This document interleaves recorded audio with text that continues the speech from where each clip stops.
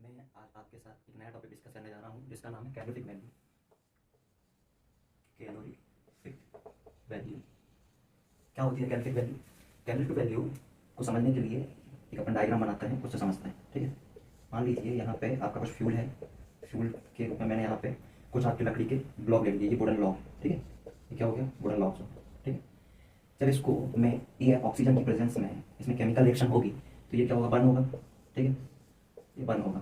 ठीक है, तो ये बर्न होगा तो इससे कुछ हीट निकलेगी। क्या निकलेगी? हीट निकलेगी। तो ये हीट कितने अमाउंट में निकलती है उसे मेजर करने के लिए हमने एक टर्म डिफाइन किया जिसका नाम है कैलोरिफिक वैल्यू। ठीक है, तो कैलोरिफिक वैल्यू क्या हो गया? The quantity of heat liberated by the complete combustion of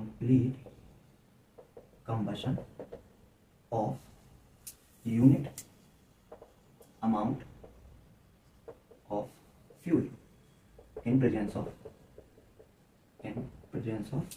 air or oxygen. Okay, so यहाँ पे फ्यूल क्या है? फ्यूल कोई भी सब्सटेंस जो एयर के कांटेक्ट में आने पर क्या करे? हीट दे, हीट रिलीज करे, प्रोड्यूस करे, उसे हम क्या बोलते हैं? फ्यूल बोलते हैं। और जब फ्यूल एयर के साथ एक्सोथर्मिक केमिकल रिएक्शन करता है, कौन सी रिएक्शन करता है? एक्सोथर्मिक केमिकल रिएक्शन करता है।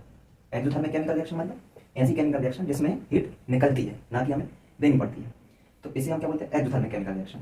तो जब एयर फ्यूल के साथ एक्सोथर्मिक केमिकल रिएक्शन करता है तो उससे क्या हीट निकलती है, जिसे हम कंबशन कहते हैं। फ्यूल क्या है? कोई भी सब्सटेंस, कोई भी ऐसी चीज जो जलने पे हीट दे उसे हम क्या बोलते हैं? फ्यूल बोलते हैं। ठीक है, हीट निकल रहा है, कितना निकल रहा है? अमाउंट, इसका कितना अमाउंट ऑफ हीट लिबरेट होगा, बाहर निकला। ठीक है, इसी को हम बोलते हैं कैलोरिफिक वैल्यू। ठीक, तो यहाँ पे जो कैलोरिफिक वैल्यू है उसकी जो यूनिट है वो क्या होगी? किलो कैलोरी पर केजी। और भी हो सकती है इसकी किलो कैलोरी पर मोल भी ले सकते हैं, किलो मोल भी ले सकते हैं। ठीक है, और क्या हो सकती है? किलो जूल पर केजी। ये जो यूनिट है ये हम जनरली लेते हैं solid fuel, solid and liquid fuel के लिए। ठीक है, ये जो यूनिट है इसकी कैलोरिफिक वैल्यू। इसमें जो हमारा गैसियस फ्यूल होते हैं, आपको पता है फ्यूल की तीन स्टेट में मिलता है। सॉलिड में मिलता है जैसे कोल हो गया, गुड़ वगैरह हो गया, कोक हो गया, है ना। लिक्विड में आपका पेट्रोल, डीजल वगैरह हो गया, और गैसियस स्टेट में आपका मीथेन, ईथेन, हाइड्रोजन वगैरह है। तो उसकी जो यूनिट होती है वो होती है किलो कैलोरी पर नॉर्मल मीटर। ये किसके लिए है? ये है आपका गैसियस फ्यूल के लिए। ठीक है, ये गैसियस फ्यूल के लिए। ठीक, अब यहाँ पे जो कैलोरिफिक वैल्यू है उसको हम जनरली जब हम उसका कैटेगरी देखते हैं, कितने पार्ट में इसको डिवाइड कर रखा है, तो हमें देखने को ये दो टाइप का दिखता है। तो वो हम देखते हैं ये दो टाइप का होता है। एक आपका हो गया हायर कैलोरिफिक वैल्यू, उसे हम ग्रॉस कैलोरिफिक वैल्यू बोलते हैं, अपर कैलोरिफिक वैल्यू बोलते हैं, अपर हीटिंग वैल्यू भी बोलते हैं। और दूसरा होता है नेट कैलोरिफिक वैल्यू होता है, लोअर कैलोरिफिक वैल्यू होता है, और लोअर हीटिंग वैल्यू होता है। तो जब कैलोरिफिक वैल्यू में टाइप देखूंगा, इसके जो टाइप्स हैं वो कितने होंगे? दो टाइप का मिलेगा। कौन कौन सा? एक हो गया, इसे हम बोलते हैं ग्रॉस कैलोरिफिक वैल्यू, और दूसरा होता है नेट कैलोरिफिक वैल्यू। इसकी और भी नाम है, जैसे कि upper calorific value, higher calorific value, और भी इसको बोल सकते हैं greater calorific value. Calorific value की जगह पे कभी कभी हमें यहाँ पे हीटिंग वैल्यू भी देखना पड़ता है, हीट वैल्यू। इसकी जगह पे हम हीट वैल्यू भी रख सकते हैं। ऐसी नेट कैलोरिफिक वैल्यू की जगह पे हमें देखने को मिलता है lower calorific value, least calorific value, और इसकी जगह पे हम इसको ऐसे भी लिख सकते थे लेसर कैलोरिफिक वैल्यू या लो हीटिंग वैल्यू, हीट वैल्यू, ऐसे ऐसे कई नाम। तो यहाँ पे gross calorific value, net calorific value होती क्या है वो देखते हैं। ग्रॉस कैलोरिफिक वैल्यू कुछ नहीं है, ये टोटल अमाउंट ऑफ हीट है। जैसे मैंने बताया था आपको, कोई डायग्राम से मैं आपको फिर बताता हूँ। ये आपका फ्यूल है, ठीक है।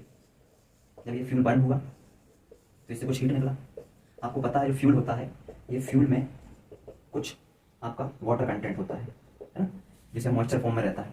तो जब ये एयर के कांटेक्ट में आके जब ये बर्न होगा तो ये फ्यूल तो बर्न होगा ही होगा, साथ साथ इसमें जो वाटर है ये भी क्या होगा? इसकी वेपर बन जाएगी, ये भाप बन के उड़ेगा। तो जब ये वाटर था, ये किस में था? लिक्विड स्टेट में है।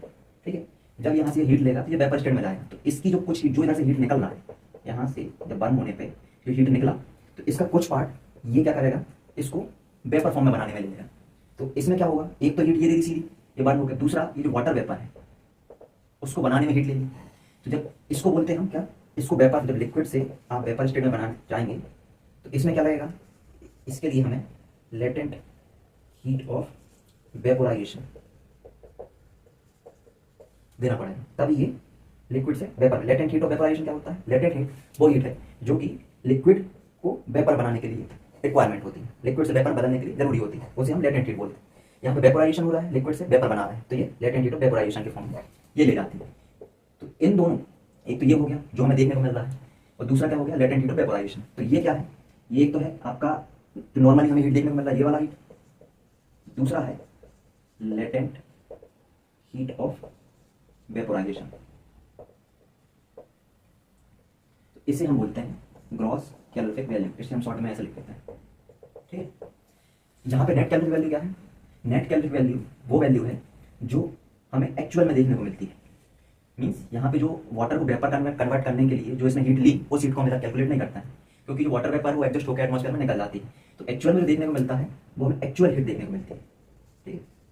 तो ये जो एक्चुअल हीट है इसी को हम बोलते हैं net calorific value. Net calorific value मतलब यहाँ पे जो वाटर है, वाटर वेपर है, इस वाटर वेपर को हमने, वाटर वेपर के पास जो हीट है, इसके पास जो हीट है, इस हीट को हमने क्या किया, नेग्लेक्ट कर दिया, इसे मैंने कंसिडर नहीं किया, इस कैलकुलेशन में नहीं लिया।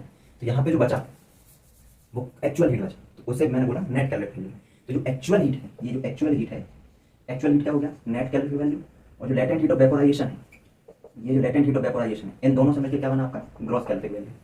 तो ग्रॉस कैलोरिफिक वैल्यू क्या हो गया, absolute heat plus latent heat of vaporisation, और नेट कैलोरिफिक वैल्यू क्या हो गया, एक्चुअल हीट।